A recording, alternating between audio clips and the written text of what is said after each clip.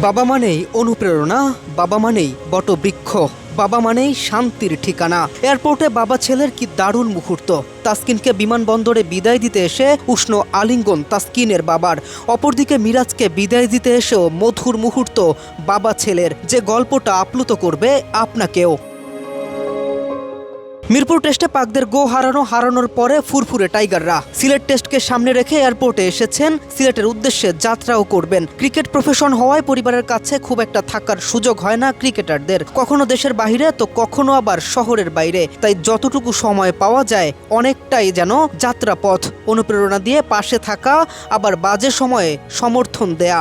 তাসকিন মিরাজ বাদেও সাদমান ইসলামরা এসেছেন সিলেটের বিমান ধরবেন। আরও এক টেস্ট জয় পাবেন লাল সবুজ ভক্তদের জন্য, প্রত্যাশা ভক্তদের, হয়তো ক্রিকেটারদের পরিবারেরও। কে এম রাফিন, নিউজ 24।